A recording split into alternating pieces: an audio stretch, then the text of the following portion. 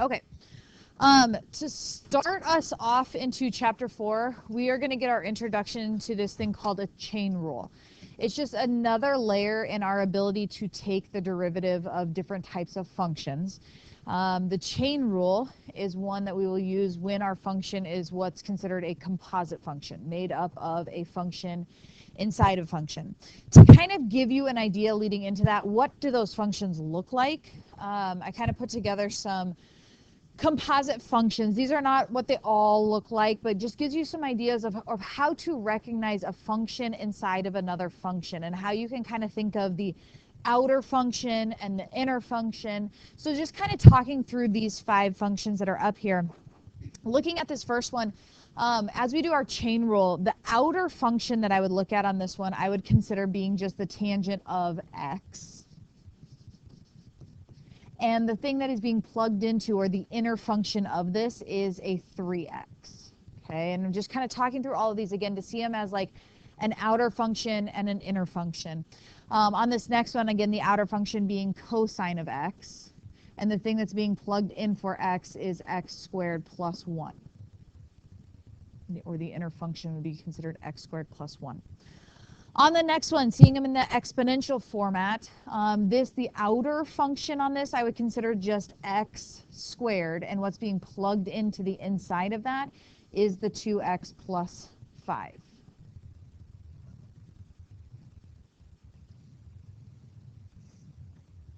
On the next one, you can look at it in this format as being the square root of x, and what's being plugged in would be 3x plus 2. However, for taking the derivative, instead of looking at it as the square root of x, I would look at it as its equivalent form and look at it as 3x plus 2 raised to the 1/2, and then it would be an x to the 1/2, and being plugged into that function is 3x plus 2 would be the inside function.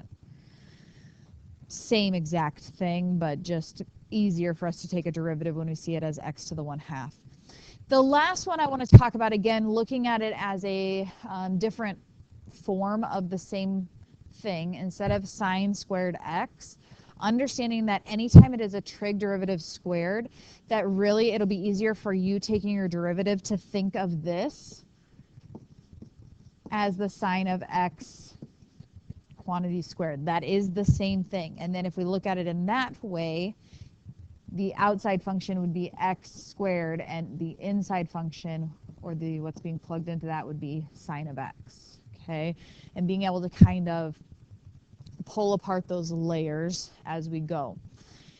And it's going to get a little more complex because we're going to have multiple layers. It won't just be 2. Sometimes we'll get like a 3rd layer to that. So, and that'll be our last example, or a later example here. But I do want to give you one thing to look at as an example of multiple layers of a function. If we were to have something like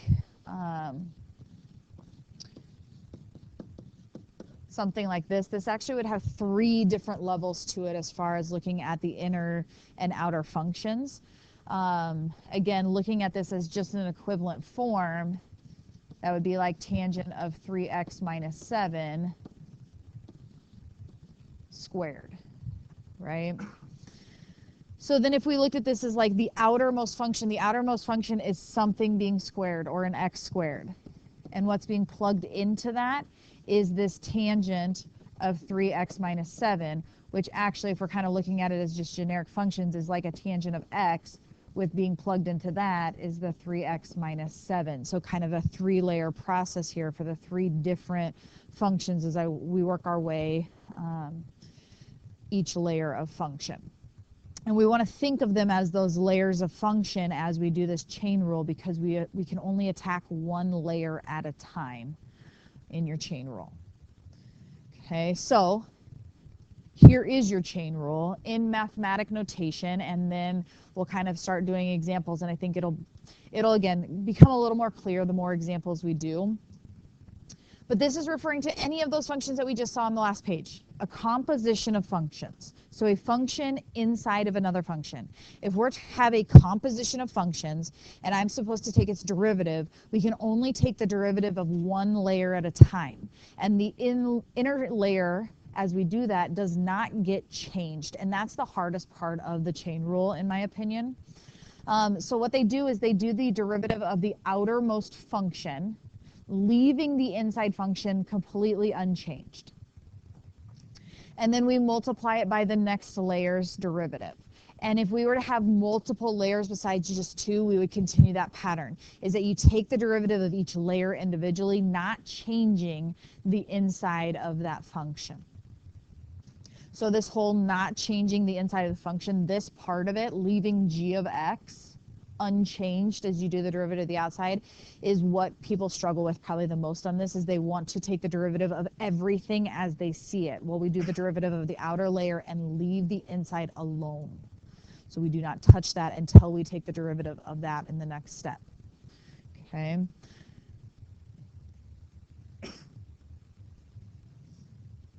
So let's start looking at some examples and kind of starting with some basic ones and working our way up. So on this first one, they ask us to do the derivative of 2x plus 5 quantity squared. So if I kind of look at the different layers of this, the outside would be like an x squared, and the inside would be the 2x plus 5. So we do the derivative of that outside most layer first, leaving the inside unchanged. So the derivative of the outside, that's our power rule, right? So I would multiply the leading coefficient by 2 and subtract 1 from my exponent.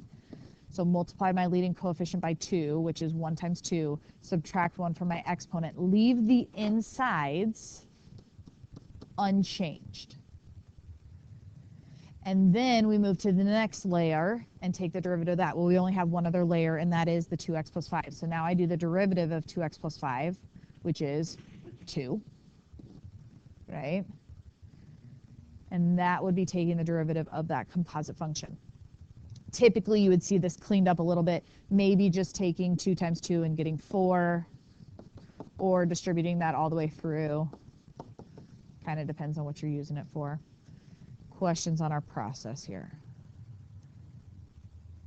Same idea for all of these. It just looks a little different based on the different types of functions that we're going to look at. So moving on to our next one, sine of x squared plus x.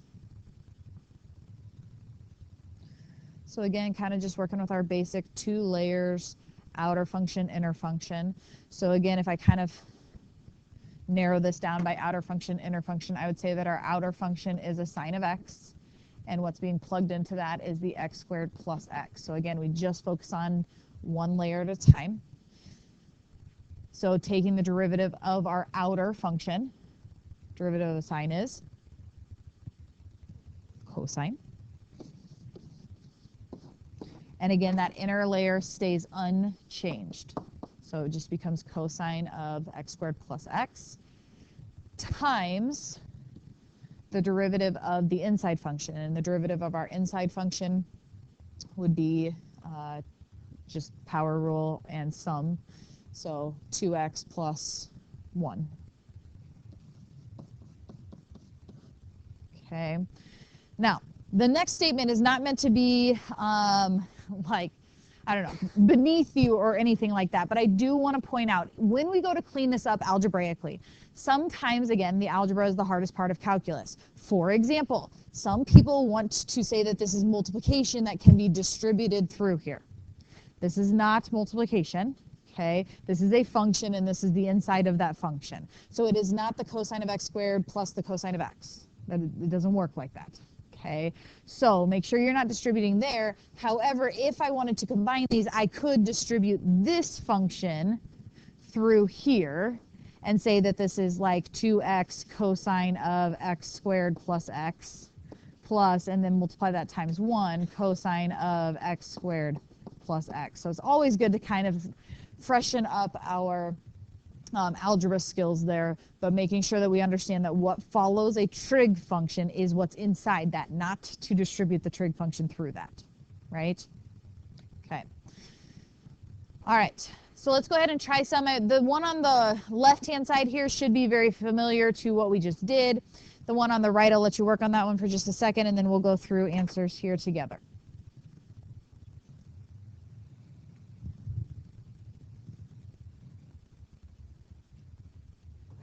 All right, Let's go ahead and try that first one. Again, looking at our layers, the outer layer is going to be an x cubed. The inside of that would be an x squared plus 5. So we take the derivative of the outer layer. That's a power rule. Multiply by 3, subtract 1. So we would get 3. Again, don't change the inside, squared. So not changing the inside keeps it as x squared plus 5. And then my next job is to multiply by the derivative of the next layer. Derivative of x squared plus 5 would be 2x. I'll tell you on the algebraic cleanup on this one, typically just the 3 and the 2x would get multiplied together. Not usually would we have to like FOIL and combine like terms at that point. So usually you'd see this just written as 6x times x squared plus 5 quantity squared. Questions? Okay, move into the second one. Again, when you see trig functions that are raised to an exponent, I would rewrite that as we're working on learning our derivatives as sine of x quantity cubed. So again, my outermost function, I would be thinking of how do I take the derivative of sine cubed or x cubed, and how then my inner function would be taking the derivative of sine of x. So work on the outside one first. We take the derivative of sine of x cubed, so 3 quantity squared, right? And inside does not change, stays sine of x. And then I multiply that by the derivative of sine of x, which would be cosine x. And again, working on how would I actually see that as an answer. Typically, we would not leave it as sine of x squared, but change it back to sine squared x. So like 3 sine squared x cosine x. Questions? Okay. Let's talk about the one on the left. Y equals 3 sine 2x squared plus 3. The 3 really will bother some people here. So let's go back to old news. If I had something, let's go very basic. Remember that if I have a coefficient out front like a 4x squared, that we really can just hold on to that 4, take the derivative of x squared, and then multiply those together and get 8x, which is really what we're doing when we do have that 4 out front. Basically what I'm getting at is if you have a constant multiplier out front, you're still just taking the derivative of the function and multiplying the derivative by that constant multiplier. Doesn't change if our function is something like sine of x. So the 3 sitting out front is going to stay out front. It doesn't change how I do my derivative.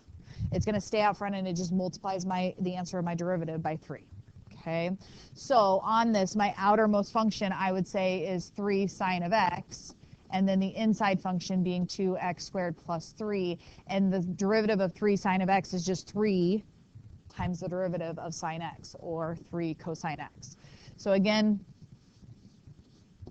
I do that, but I keep the insides the same. So it stays 2x squared plus 3, and then I multiply by the derivative of 2x squared plus 3, which would be 4x. So again, talking algebra here, cleaning this up, that is just on the inside of our cosine function. There's no distributing through that, right? That just stays all together inside my cosine function. But I could take the 4x times 3 and call this 12x cosine of 2x squared plus 3. Questions on that? Okay. The last one on this page I put up here again for the equivalent forms at the end, and how do we normally see that? So I would rewrite this as its equivalent form, x squared plus 5 raised to the 1/3. So your outermost function being an x to the 1/3, plugged into that an x squared plus 5. So think about how we would take the derivative of an x to the 1/3, power rule. We would multiply the leading coefficient by 1/3, subtract 1 from our exponent. Well, 1/3 minus 1 is negative 2/3. Keep the inside the same, so it's going to stay x squared plus 5, and then multiply by the derivative of that, which is 2x. Now, getting this all cleaned up is sometimes the hardest part of this problem. So if I were to clean this up, first of all, a couple things.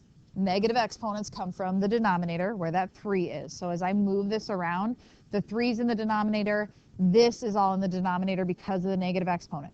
That exponent is also a fraction, which means I can rewrite it instead as a radical. So this would be a cube root, and the inside thing is being squared, right? You remember how the fraction exponent works there? So I would rewrite all of this part right here as what I'm going to put down here, cube root for the third in the denominator because of the negative. What's inside is being squared because of the 2 in the numerator of that fraction, and what's inside is x squared plus 5. This is the only thing left in our numerator, a 2x.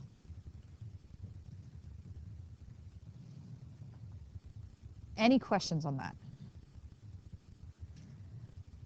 Okay, so a lot of times at this point, well, how am I supposed to leave my answer? Guys, it doesn't really matter, but if I'm looking at a multiple choice test, obviously I have to find what matches theirs. If I was using this to move on to another derivative, I would leave it as that top one because it's going to be easier to take the derivative in this format. So it kind of depends what am I using it for to answer that question. And we just, again, the more we do this, the more we get used to what I want my answer to look like in that particular case. All right. Now to a more complex problem. This one is going to have multiple layers. As we look at this one, we've got 3 layers going on to this problem. So it's not just an outer function and an inner function, but there's like an outermost, an inner, and then an innermost function, or like 3 layers to this. So if I were to kind of pull this apart the way I've been writing the other ones, I would say our outermost function is tangent of x, right? And inside of that tangent of x, and this is how you want to write this for yourself is totally up to you. Inside of that tangent of x is this function right here, which is like a 5 minus sine of x. And inside of that function is the 2x. Now, this one right here stays a 2x as we do the derivative of the outside. Remember, nothing changes as you do each layer. So the next layer is not going to change until we move to it to take its derivative. So let's start on that outermost layer. The derivative of tangent of x is secant squared. Good. Okay. So we start with a secant squared, and nothing about the inside of this changes. So it is identical to what is listed up there.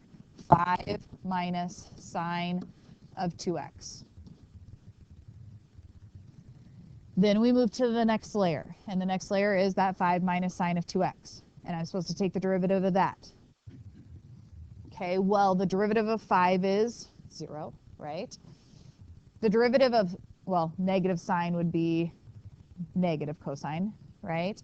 And again, this is now kind of, if I were to delete everything else around it, this is now what we were doing on the last couple of pages, a chain rule. I'm going to do the derivative of the outside, keep this the same, and then multiply by the derivative of the inside.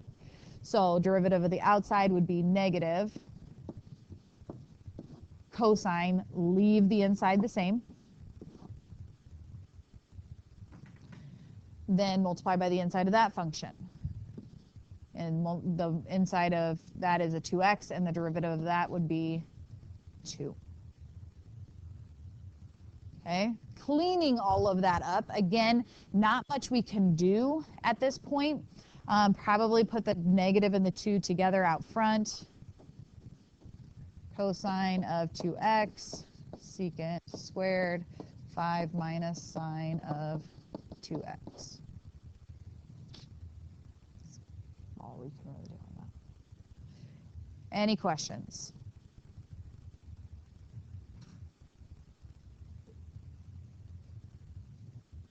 Okay. Last one that we're doing today. On this one, things are not isolated in calculus. And so what's going to happen is chain rule is going to come up within the middle of a problem, but also a lot of the other things that we have learned. If I step back and look at this function, it is composed of 2 composite functions.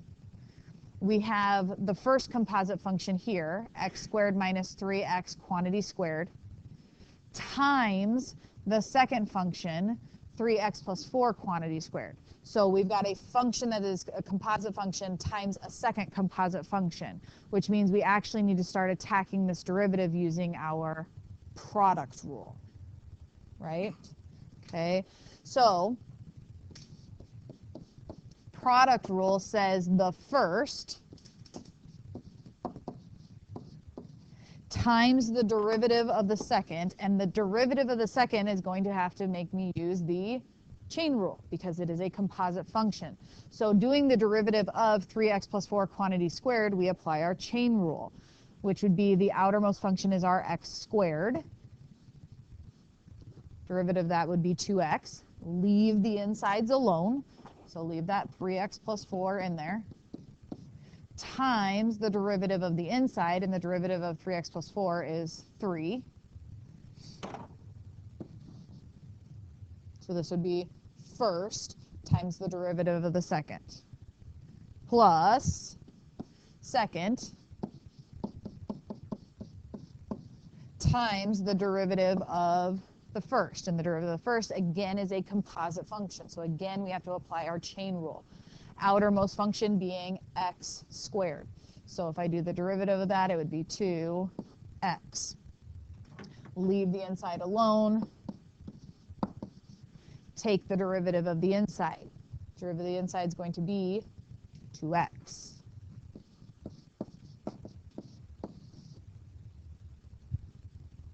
Okay. Pretty ugly. There are a couple different ways that we could clean this one up. If I just kind of superficially clean it up here, it looks like it would be 6x squared minus 3 quantity squared, 3x plus 4. Over here, 4x. Okay, I do want to point out a lot of times these things are factored, and if you look at this one, it does have some GCFs between the two terms that we have up there. So just keep in mind that those can be factored out as we look at this. They are both divisible by 2, 6 and 4 are, but they also have some other factors in common. They both have an x squared minus 3 that you could factor out. They both have a 3x plus 4 that you could factor out. So sometimes those will be pulled out of those as well as GCFs if we are looking for equivalent forms of something like that. Rarely do we multiply all of that out and get like some huge, long, ugly polynomial. Just doesn't happen. Okay? Any questions on that? All right. Your assignment tonight is on page 158. You're doing 9 through 18. We are not moving on from 1.4 for the next 3 days, so it just takes practice. I do not expect you to walk in here tomorrow having all of this completely like down, feeling great about it, whatever. We are going to go through questions. We've got a bunch of practice tomorrow. Not very much new notes because there's really nothing new. We just need to practice. See it in a whole bunch of different forms.